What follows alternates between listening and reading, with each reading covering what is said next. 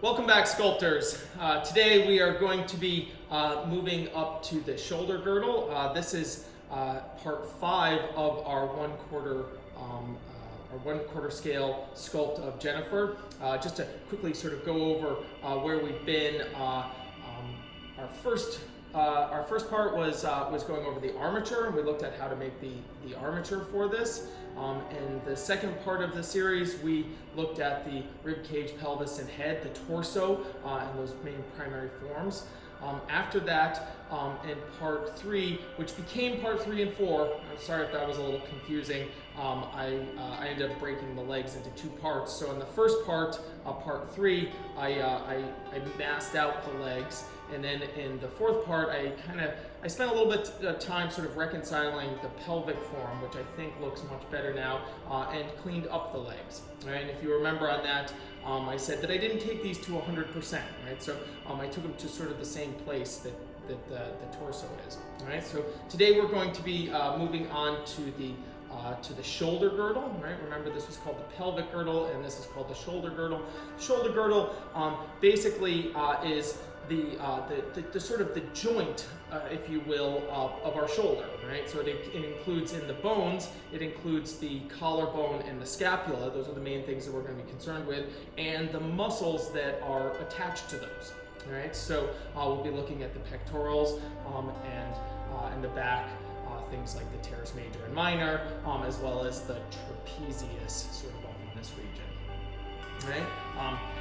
It'll also be apparent why we left all of that and really focused on getting this rib cage shape correct. Right. So that was really important in the beginning to get this rib cage shape, because the way that our collarbone, right, your clavicle and your scapula come around and wrap around the top of the rib cage, and that's what allows this sort of whole thing to rotate around. Right? You really have to have this shape correct, right? So you can get that pit of the armpit, which will be really critical in a sculpt like this, where we have the 2 arms up.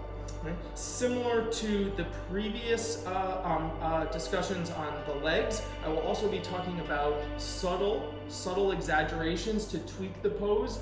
Right? So the directions of her arms in the photo set that we're working from, I'm feeling like the arms might be a little too symmetrical. So I'm not sure, we'll have to sort of see as it goes. I might look to bring her right arm down a little bit and maybe straighten the other one up, but I'm going to be looking for harmonies and relationships with the legs, so the particular angles. Right? And I'll discuss that as I sort of work that out.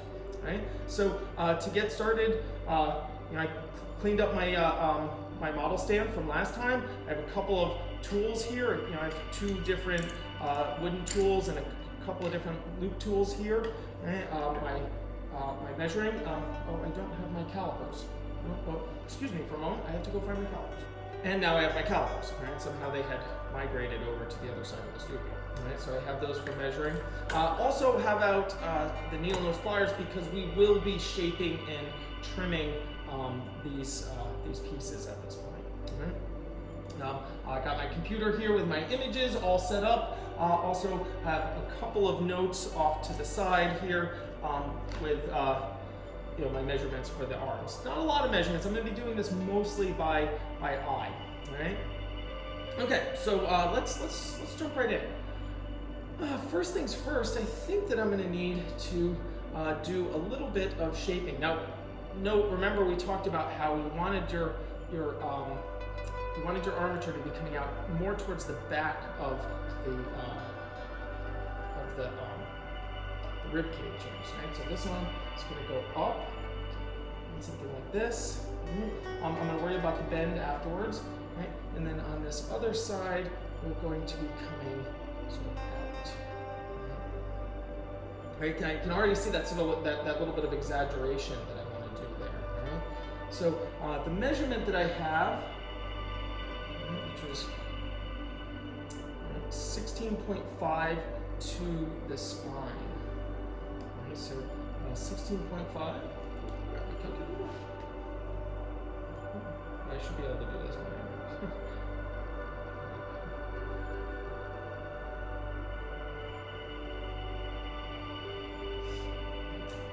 4.125.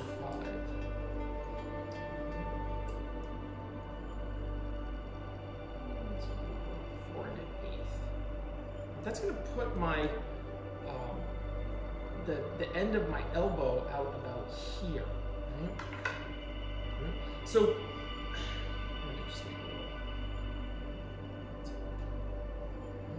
So here's the thing. If you notice, I just made that bend. I said that it needed to come out to about here.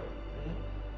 This can be a really difficult part in doing a sculpt. Is getting the it's not hard to place the armature inside the torso.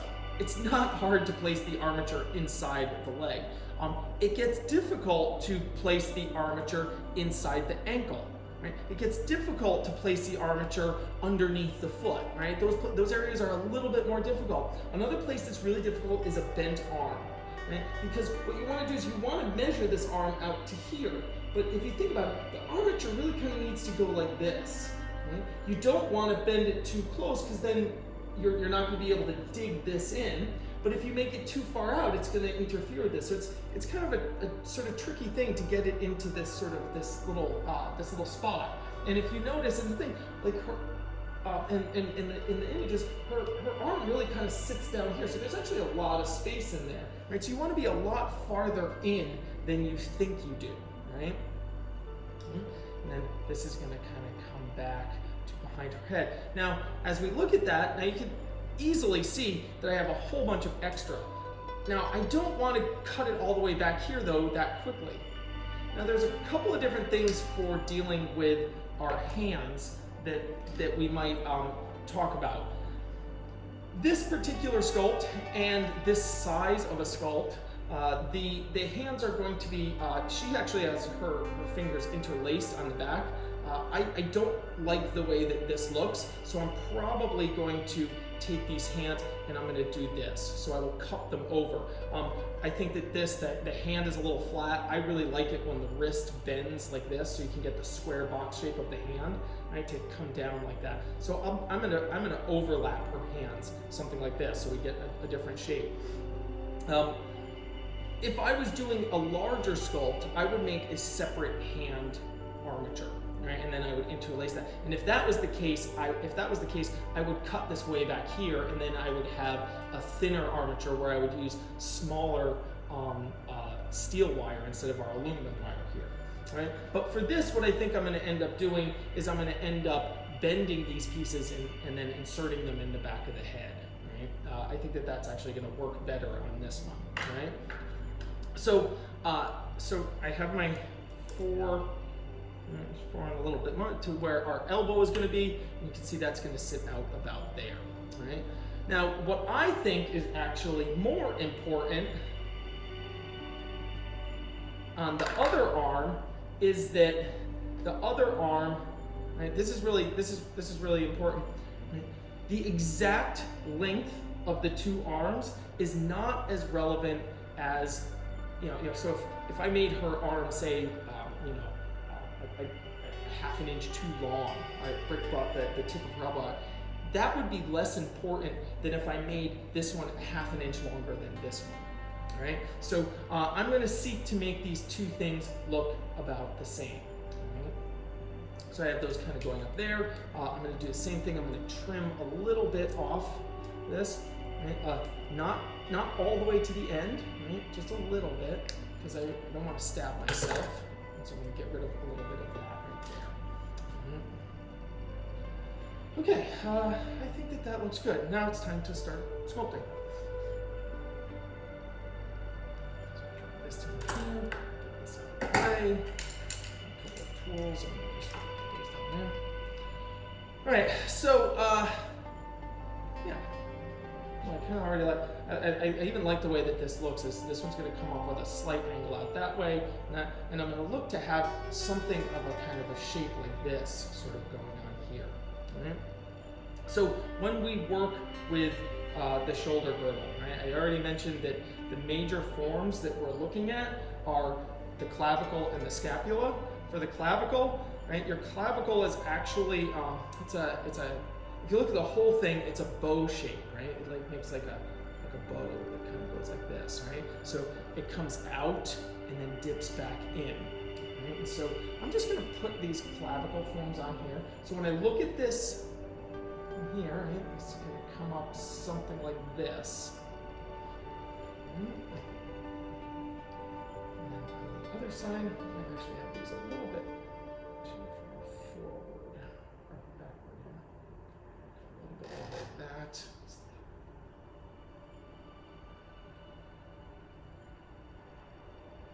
And this one actually needs to come a little bit more forward. Around the head like that. That looks well. And I can kind of wrap these a little. Let's go to this one. Now there's not really a lot of material here, so you know it's you gotta get those armatures correct. And this one's going to be something like this. Coming back. Now those clavicle forms are going to sit on the back of on top of our scapula. Right, so let's go back to our scapula. In the model set, I have a close-up of the scapula as well. Now the scapula, when I make it, right, I always make it as a sort of L shape, right? It's an L shape, and that L shape, so something like this, right? When her arm goes up, that L shape, let's see if I can do this on here. Right? When she's standing normal, that L shape would look like this. It's actually not a complete, it's actually a little bit more like that. Right? But it, you know, for making this for the sake, but when her arm goes up, this rotates out, right? And that's an angle that I can measure. Right? And that comes to that tip of that acromion, right? And the really important part is that it sticks out here, right? And so when your arm goes up like that, you see a little bump. Right? Try and make them about the same size. We're gonna add a lot to this. So again, rotates up and out. Right? And it's gonna sit something like this. Now this one, right, is going to be a little bit lower than the other one, right? So we have a little bit of slight difference there. Okay. All right. So let's go back to our. I'm going to start with.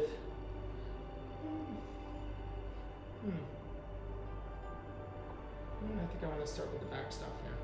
All right. So then coming up. Now we'll start with the front. Being a little indecisive on this one.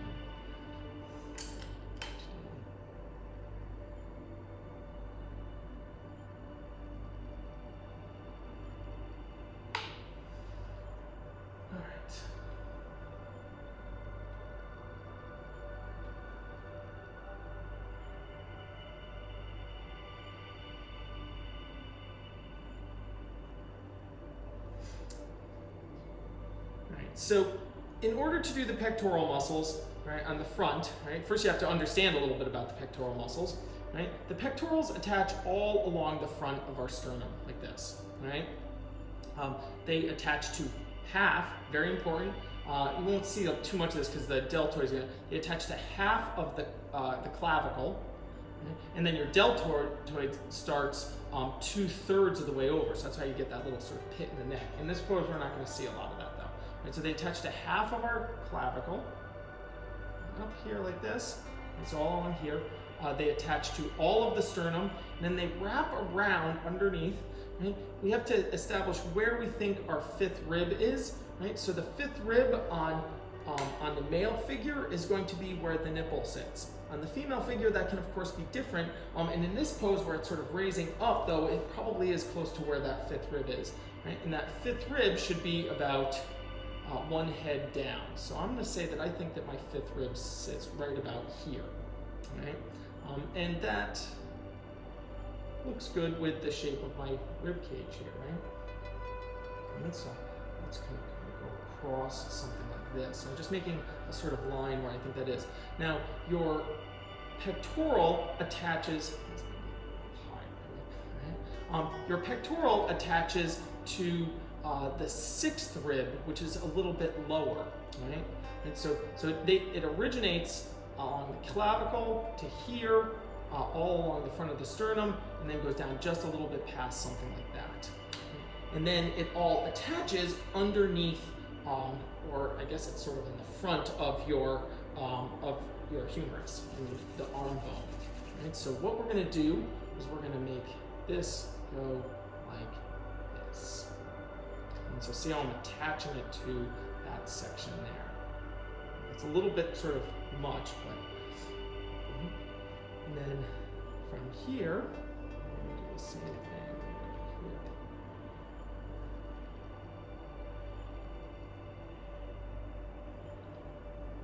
Well, I'm kind of getting these on here. I'm being a little bit, I'm putting a little bit too much clay on, right, because I'm going to shape that down. But I want to preserve this amount under here. So I want to keep this armpit kind of shape here.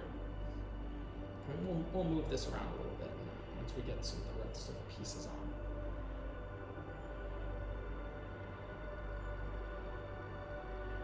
And so you can see I'm putting it on in the material on, always in the direction that the muscle goes. So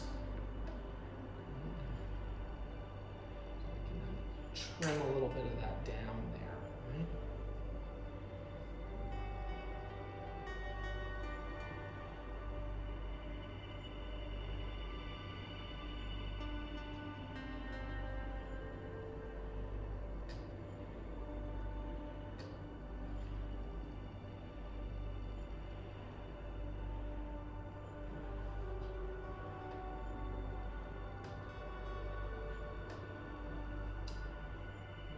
Armature a little bit more.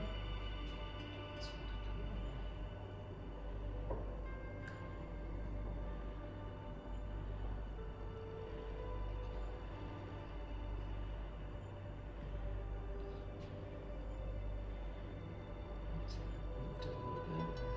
Put the clay on in that direction that the muscle goes, and something like that. Okay, so that looks good to me. Let's then, on this particular arm, we will go over to the back side here, right? So now, here I have coming up from the bottom of my scapula feature here, and kind of meeting in the same area, right? I'm gonna have my teres major, minor, and the infraspinatus sort of all kind of coming in here. Armpit there.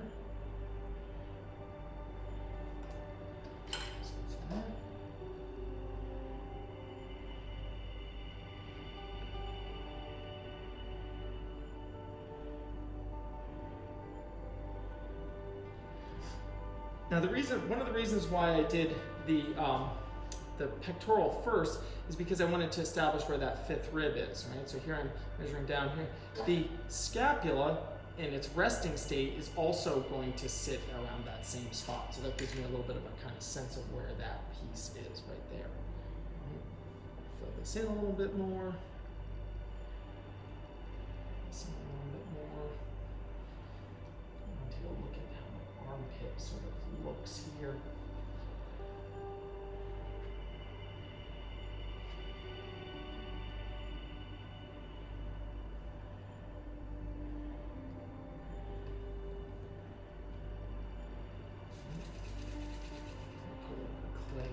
Here, this will represent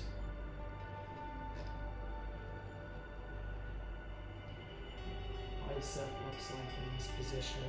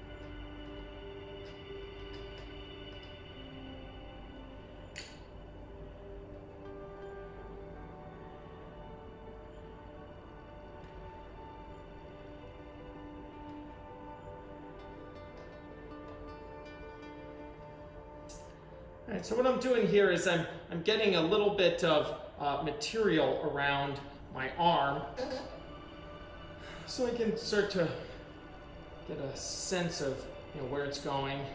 You can notice how I sort of fill that. This is the part where I see I went above and past where that is. And we still haven't put all of the muscles on yet, right? So right now I'm just working on our tricep muscle underneath here.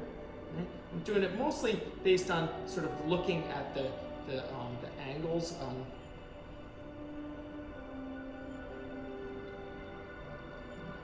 This is sort of the massing out sort of section. Right? I'll build the muscles up a little bit more once we get some material on here.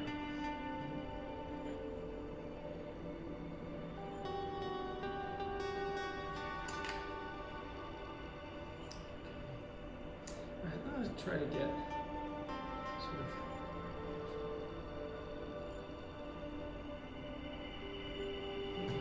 putting on our deltoids here in the back.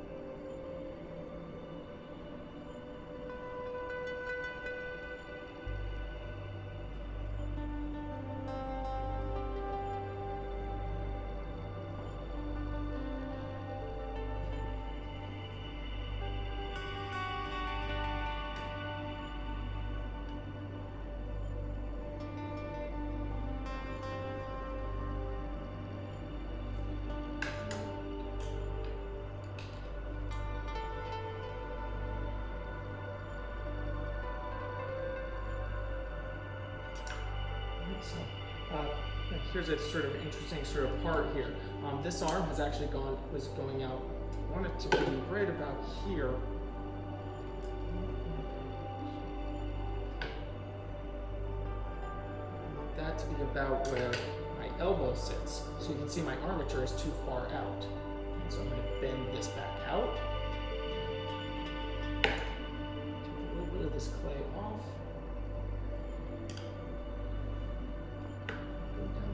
Lower here, rebend it.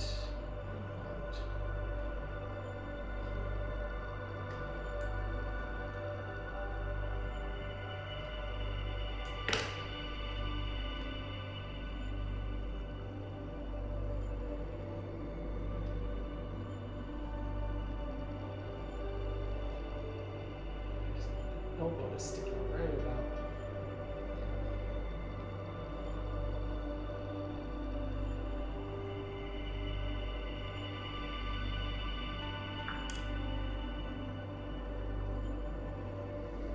That looks a little bit better to me,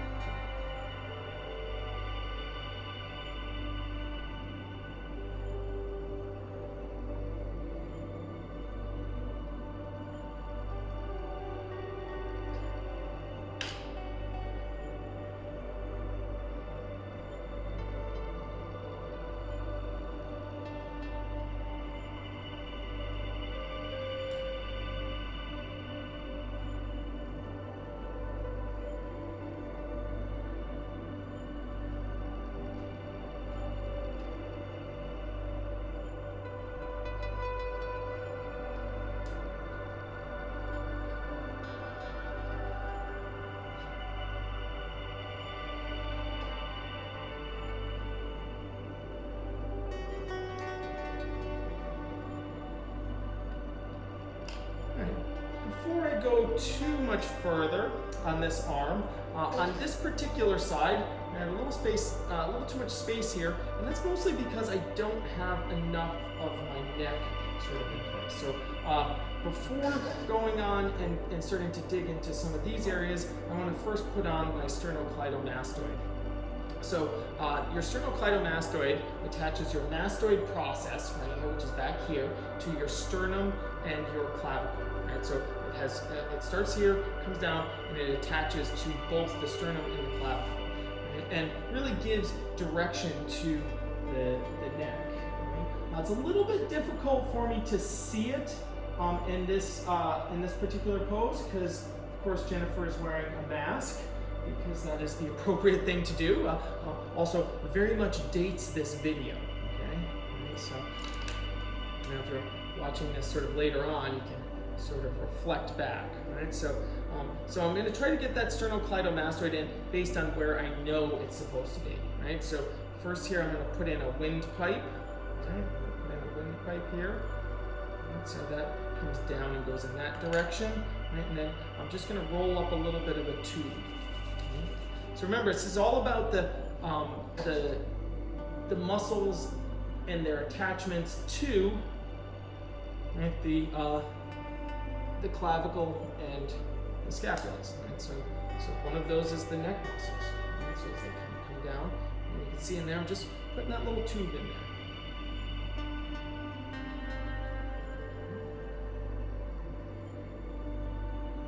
This whole sort of juncture here is just so visually interesting. It's just so visually interesting. You got the coming off of here. You have this line coming this way. Then you have the line of the clavicle going this way, and then the relationship of all the pectoral muscles sort of splaying off that. All really sort of leading our eye towards that pit of the neck. I'm going to make my life a little bit easier, and I'm going to put my other sternocleidomastoid on. I'm just rolling up a little tube, sort of getting that shape going in there. I'm going to put the other one on now while I have while I have it open before putting on the other arm.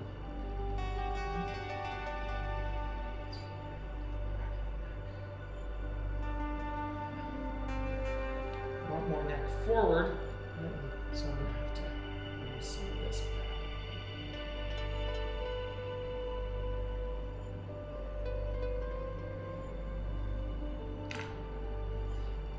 Right, so at this point in time, I'm really sort of, I have a decision to make.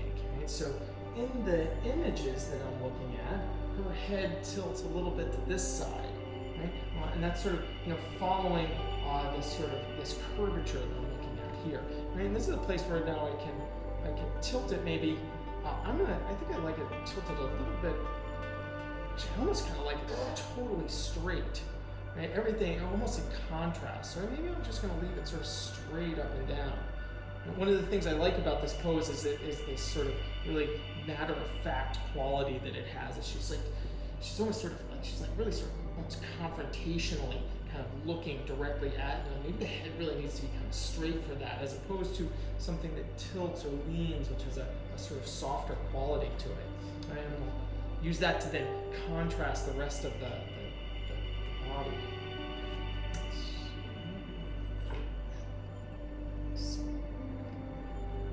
Get that sun over the head a little bit better.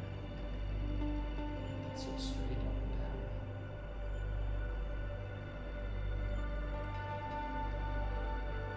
And I'll be able to make those adjustments later on if I decide to.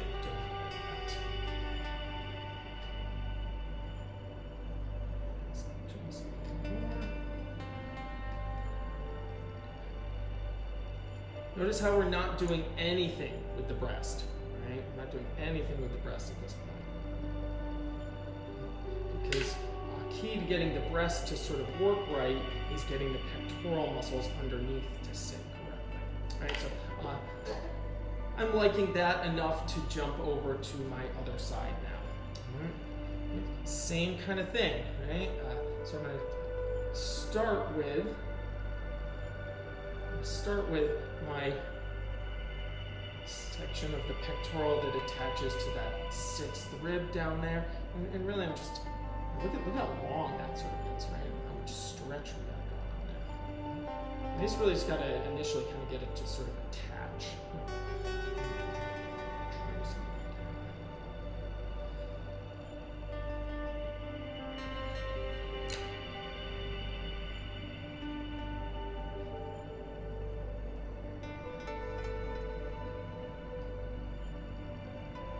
as you sculpt more, and maybe if you're in class with me, I'd love to sort of hear more about like what areas of the body you like to sculpt the most.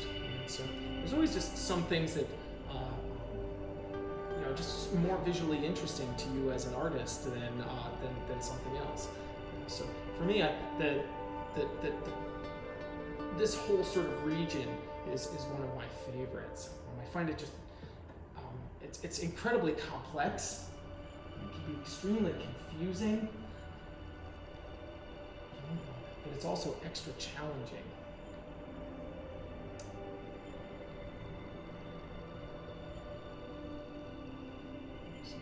Manger. I just really want to make sure that these are the same size. Because this one's a little bit lower, I'm going to have a slightly different angle here.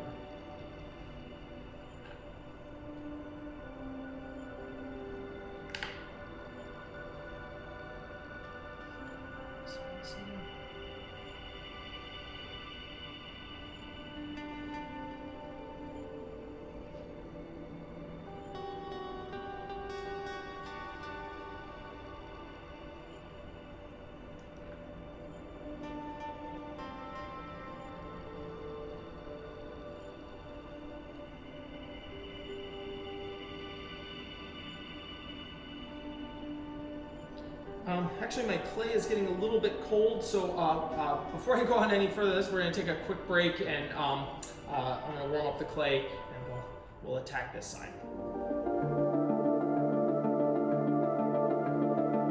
right, back with some warm clay. Let's see, this side here. Right. So right now, keep in mind, we're really just massing this stuff out. Right, we're not. I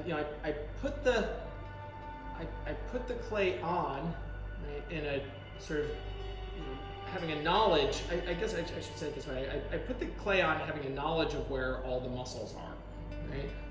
But I'm not really sort of sculpting that level of detail at this moment, right?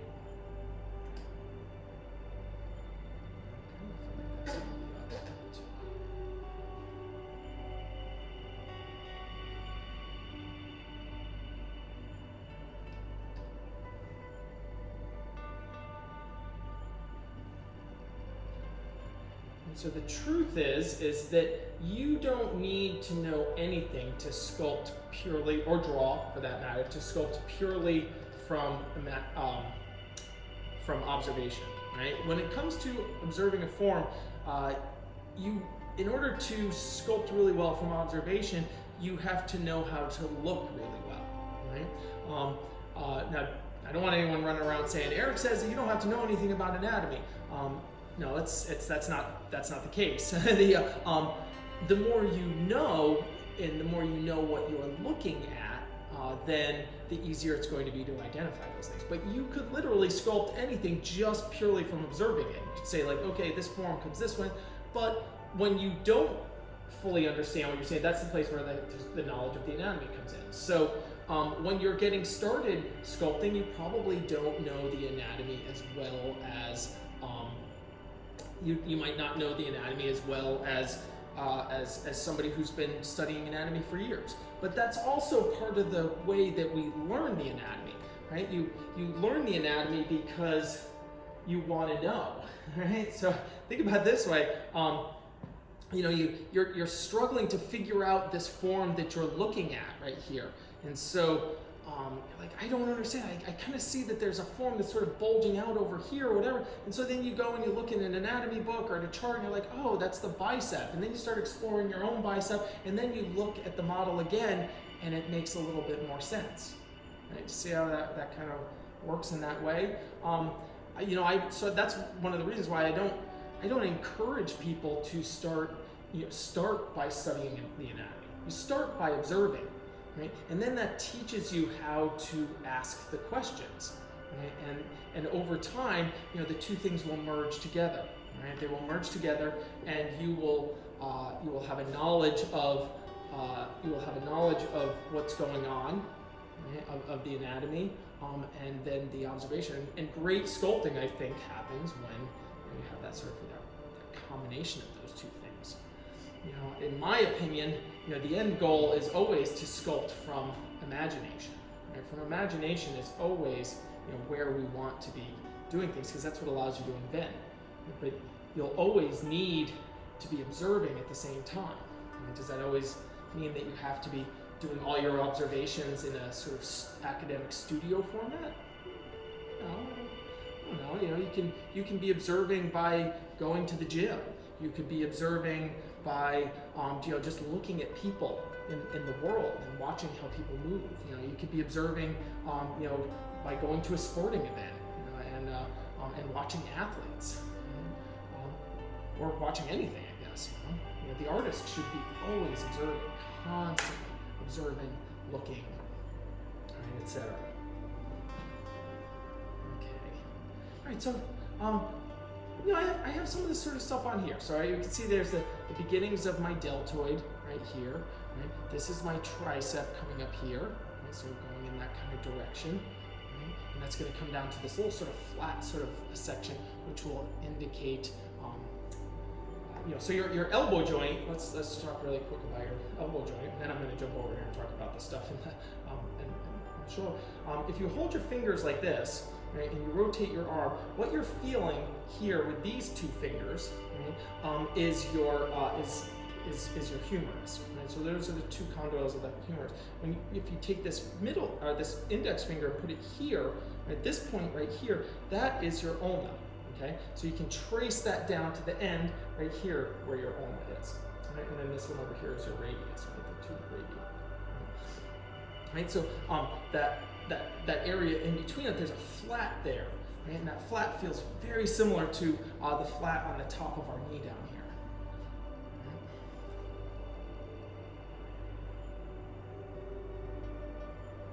Right? So this is our tricep here. It comes in, and then these muscles coming out like this. Right? And that section needs to go into our armpit. So these will come out of that. This one comes up. Okay. Here's another sort of interesting little sort of thing here. I'm starting to feel like my figure is feeling a little bit masculine. Right? And what would that mean? Right? So your figure is going to appear masculine when the basic sort of relationship between your pelvis and your rib cage. So on the male figure, the rib cage is about as wide as the pelvis. Right? On the female figure, either the rib cage is slightly smaller or the pelvis is slightly wider. It doesn't matter how you sort of look at it.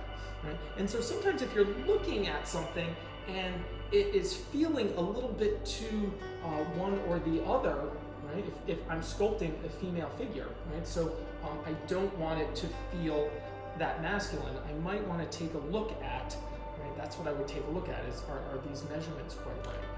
Right? So I'm going to go back and sort of feel. I just feel like this is getting a little too wide. It's a little bit longer.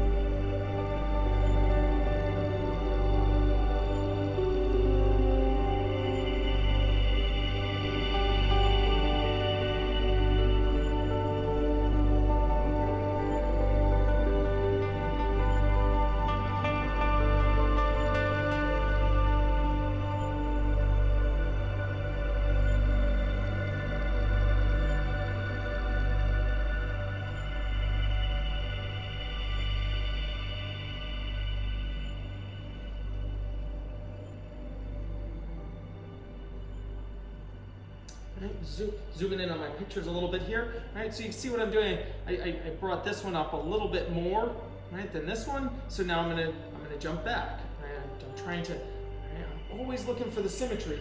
Right? And again, you know what I think makes this particular one so interesting is that we're gonna have two similar yet slightly different angles, because the one arm goes up higher, which kicks this scapula out a little bit further.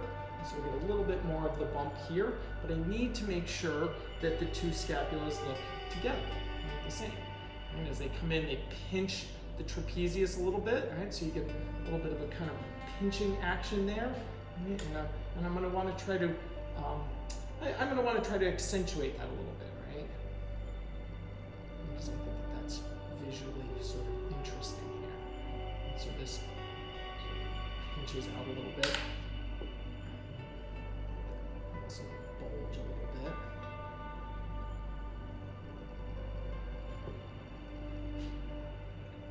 This side, this up a little bit more. All right, so these little sort of creases in here, right, where at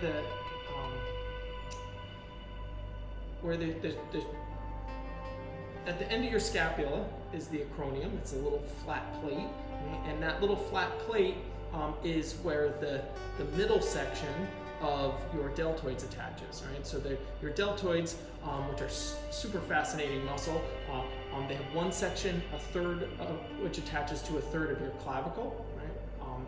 And then they have a middle section which attaches to the flat of your acromion, which is your the end of your scapula, and then the section in the back is attached to your scapula, right? So that's this shape right here, right? And then where they're compressing is where that little flat is.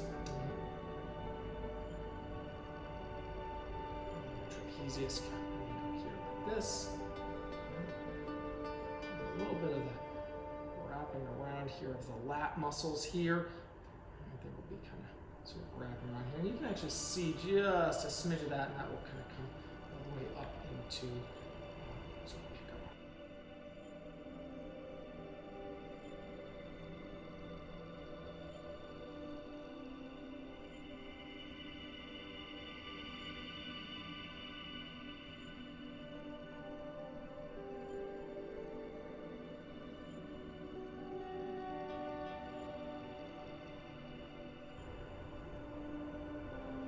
So I kind of pulled that together a little bit. At this point, I'm going to rotate back around, right, and kind of work on my front again.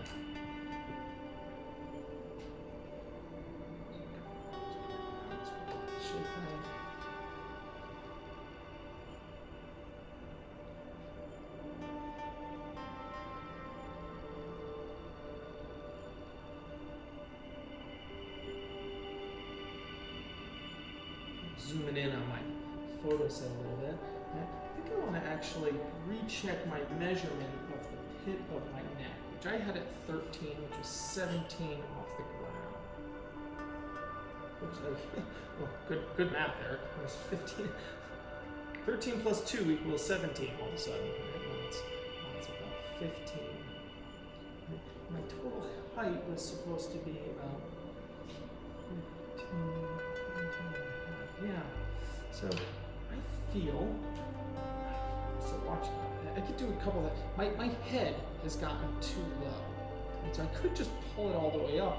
Or I think what I'm actually going to do is I'm just going to lift it up this way. I'm going to give myself a little bit more. We're going to fill all this in because I'll put some hair on it a little bit. But I'm going to bring my whole head up just a little bit.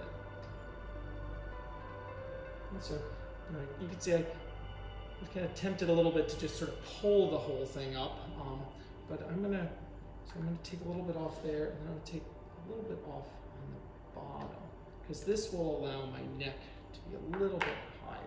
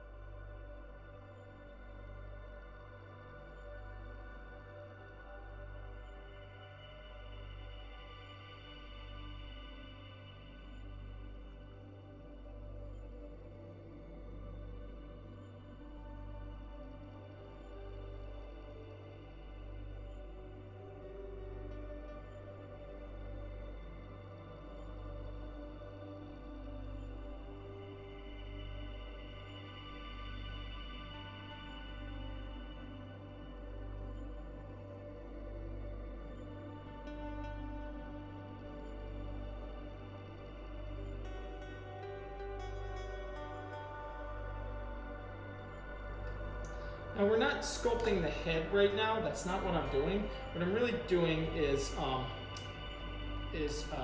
reshaping the head a little bit so that I can more accurately deal with the neck muscles. And so I'm sort of moving. So this isn't really the head sculpting kind of section. And I'm just reshaping it so I can get these. So I gotta adjust my jawline so I can get that sternocleidomastoid to come in. I now feel I did not take a measurement of her neck, but I will use myself in this example because I know that my neck should be thicker than hers, and it's about 4 and 4.5. Right? So I'm going to say that hers should be about maybe about 1. It shouldn't be any more than 1. Yep, and that's too wide. And so where am I going to take that off of? Do I take it off on the front side, right, or on the back? I like the way that the head of the neck is sort of this is coming, so that means that I'm going to need to take a little bit off back here. So I have to jump back to the back.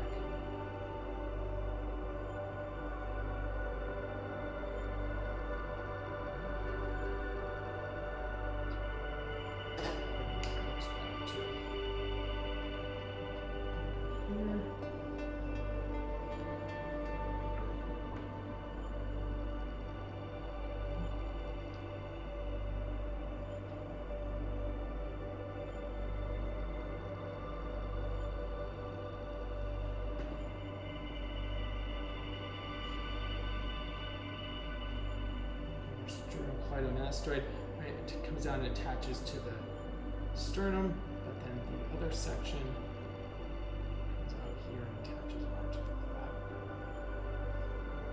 So it sort of splays out right there. You notice I have to start using some of these wood tools in here a little bit more because my fingers aren't really kind of fitting well. Might actually even want to adjust my model stand back down because now that I'm working on these sections, I want to be a little higher, so I have to kind of go on my tippy toes here in order to kind of look down into here. I'm trying to do this as a sort of demo for you guys, but when I'm sculpting, I'm constantly like moving around and changing sort of things. It's a little bit of a shift in terms of making a video towards sculpting in this way. Normally, I would be moving around the sculpture more. It's kind of hard for me to even stand still this long. So let's go back in here. This is going to cover this. This.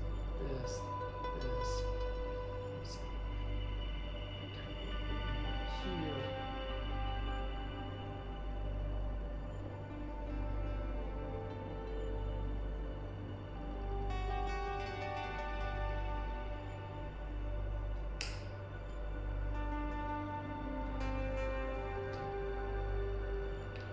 And this is not an anatomy sculpt, right? So I'm sculpting a real person.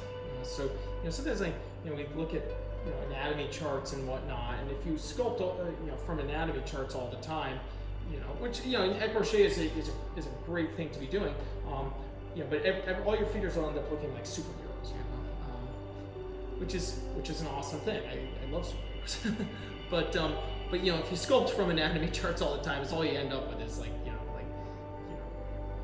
overly muscular figures. That's not what people really look like.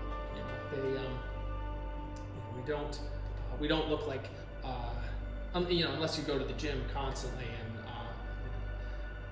eat 0 carbs. None of us have that kind of that physique, and so you kind of have to be we can dig into all of these like little muscles and the ones coming off here, and but she doesn't have that sort of zigzaggy kind of pattern that a superhero has over here. So we're not gonna dig into that on this sculpt.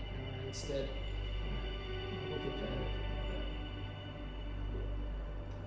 look at the skin folds here, and sort of concentrate on that because that's going to give it a more kind of natural look.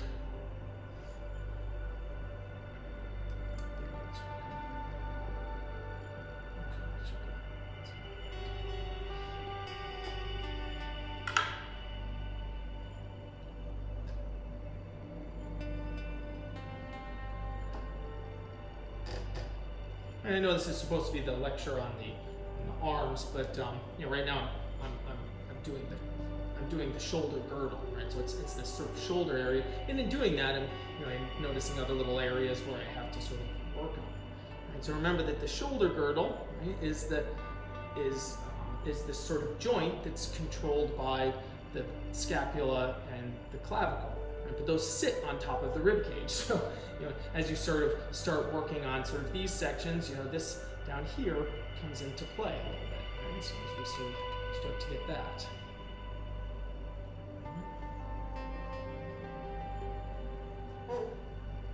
Okay.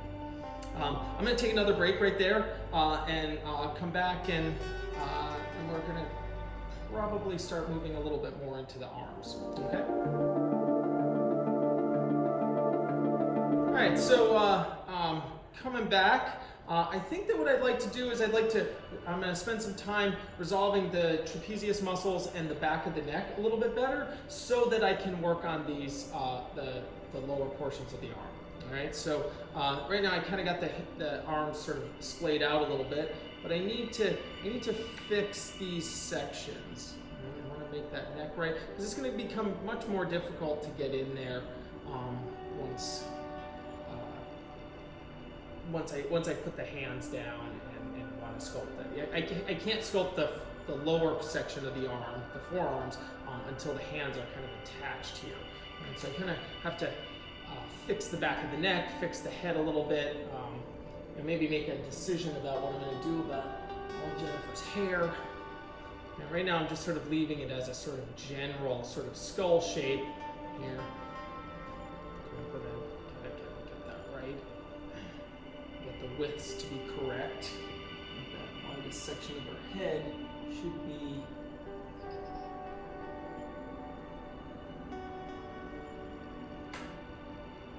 about 1.5.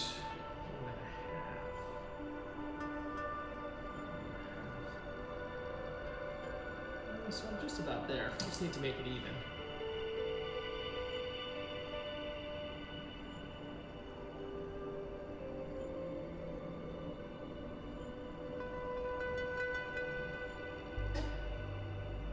It's really important to have the head shape right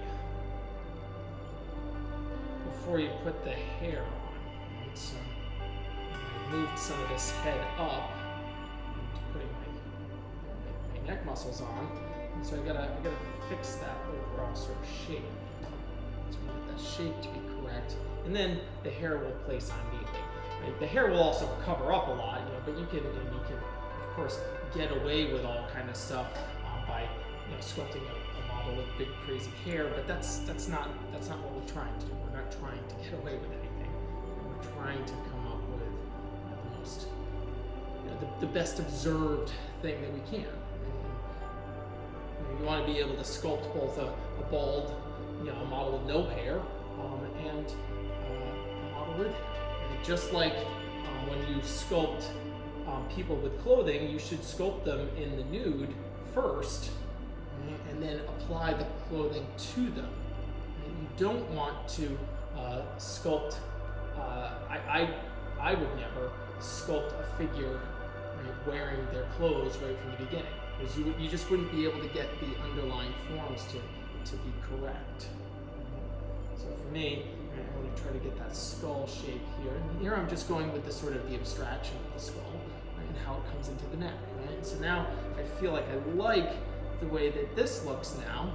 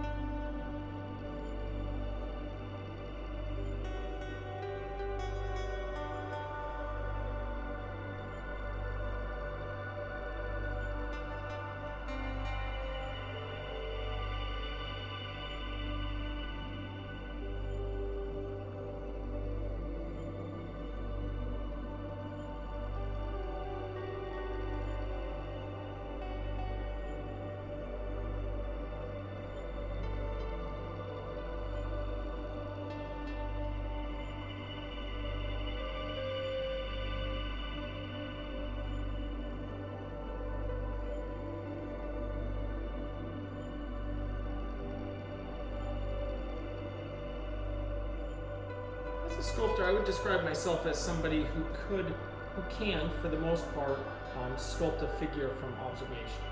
Right? Excuse me, I didn't say that. Sculpt a figure from imagination. The end goal is always to be able to invent, right? So it's about design, right? So I know a lot of times people think that, that this isn't design work, but I consider this to be all design, right? So this would be figurative design. In fact, one of my favorite drawing books is by Michael Hampton, and it's called Figure Design and Invention. It's a great book. Everybody should have that book. And it's sort of that idea that you're a figurative designer. Right? You're not just a copier. Right? And so the idea is to be able to design. Right? And so to design, you have to be able to do it from imagination. So you always you want to sort of be moving in this sort of direction that you feel like you can sculpt purely from imagination. However, something that is done from purely from imagination, I feel like it always that's where you get into the thing that looks like a superhero, right? Because you're relying mostly on the anatomy and the anatomy charts, and you're sculpting all from this sort of knowledge base. It's very difficult in my mind to sort of invent the way that skin folds naturally.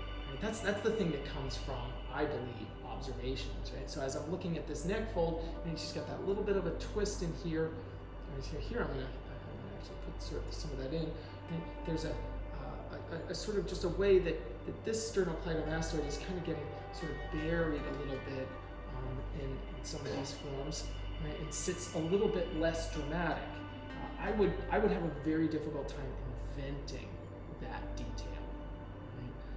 That's something that I feel comes more from the observation. So that's right.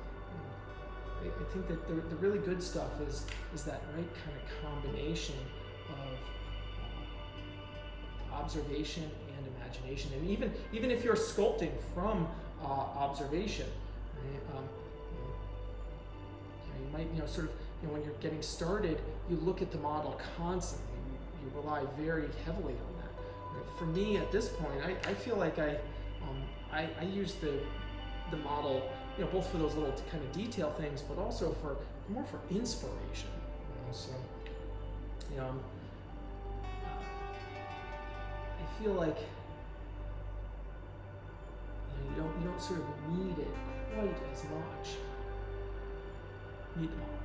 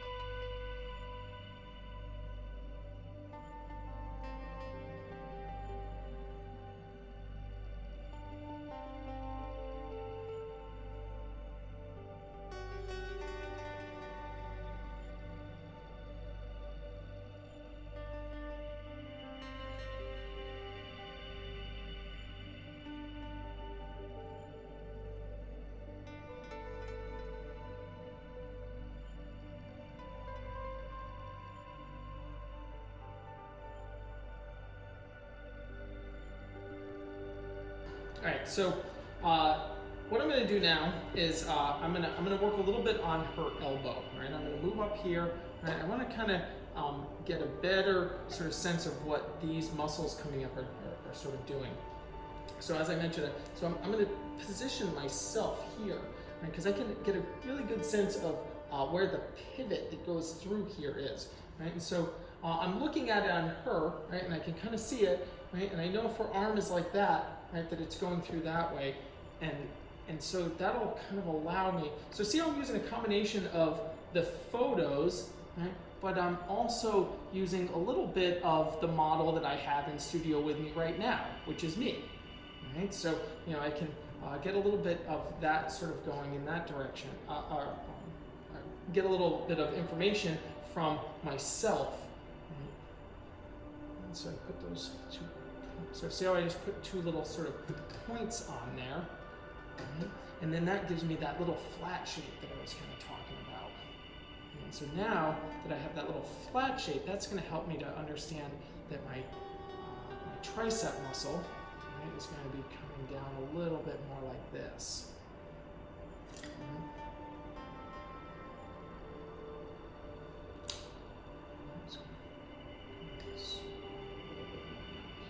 This as it kind of goes in, and then coming up here, then if that's going like that, then I'm going to have this sort of cut of my bicep is going to sit more like this. So I'm just putting that kind of in there as a sort of straight line. So cut that a little bit. So I get that to kind of go down a little bit more.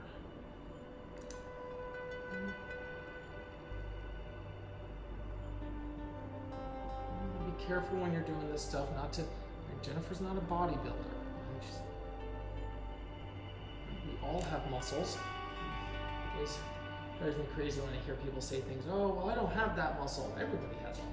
We all have all the same muscles. Right? They're all there, and some of them are maybe more defined on some people than other people.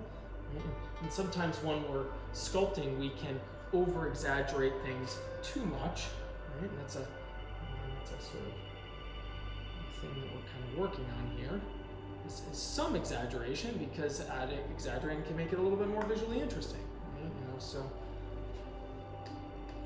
always keep in mind that a model that you're working with is literally just standing there in the stand, and so if you watch them move around, you can see the muscles more in action, and that can then inform certain kind of decisions that you may or may not want to make regarding sort of exaggerations, or even just making something feel like it's actually in motion.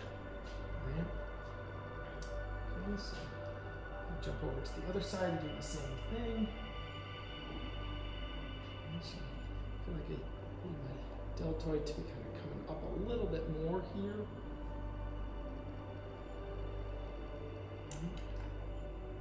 So my bicep should then be coming down. So this, let's see, I don't really have that quite right, and therefore I don't have enough of the tricep, which in this is when it's kind of out more like that. Right? Again, feeling the same two things are going to sit right about here.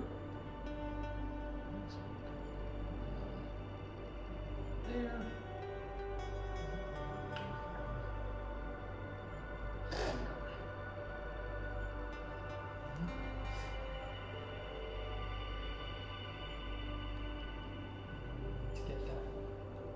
Tricep, which is sort of relaxed here, is sort of hanging kind of loosely here. So I'm going to get a little bit more curvature on this one. Let that to curve down like it's got some weight to it. It's just sort of sitting there. Up.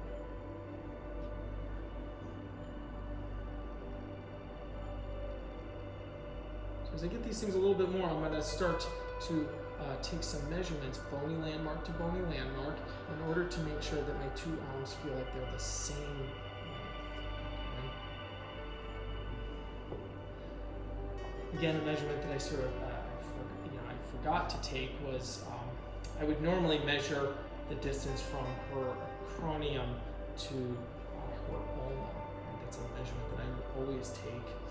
But I have that here to here, and then I can come over and I can check. And what I'm seeing is that my elbow on my ulna on my left side is just a little bit farther out than the one on the right side. It could be where I have the acromion placed, and I might need to actually sort of bring that out or bring the other one in a little bit. Maybe actually that is actually correct. This needs to come out a little bit more, and this one needs to come out just a smidge bit more. Shape there. That looks better to me.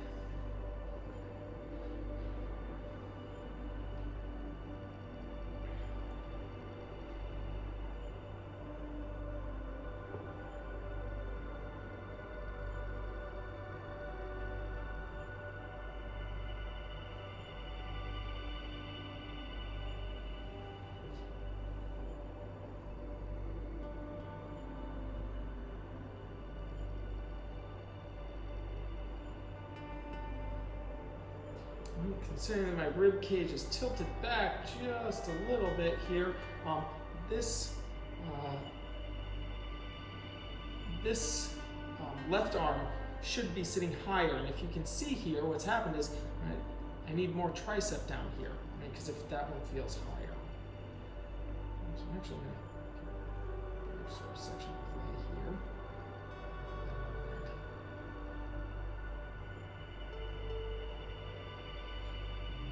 To drop this shoulder just a tad, so it doesn't feel too awkward.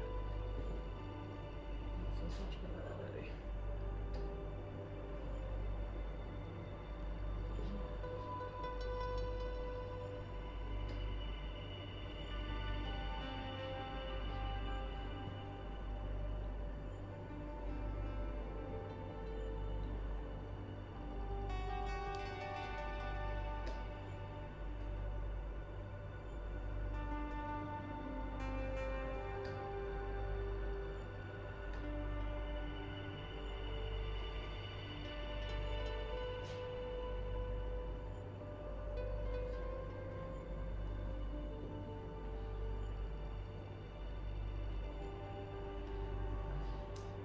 Again, starting to get a little over muscly, but it's always easier to make it a little over muscly and then bring it back down.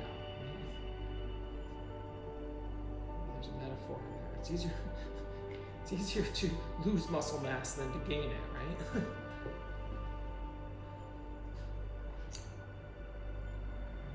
I actually don't want to dig into this one too much here, because this arm is going to sit down on here much more. So this will be my hand that's at the bottom.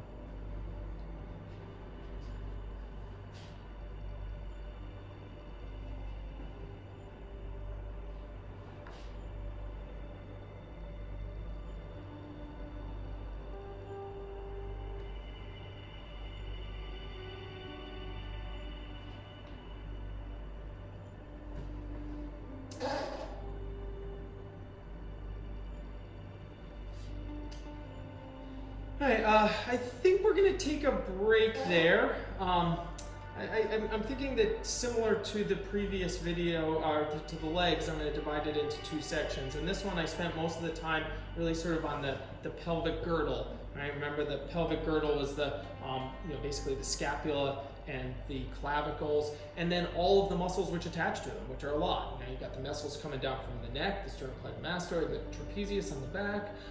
You have all the muscles of the scapula, the teres major, teres minor. You have, actually, we didn't really talk about it yet, that you have the lat muscles coming up, which are kind of coming up and attaching under the arm, but we'll add those at the end.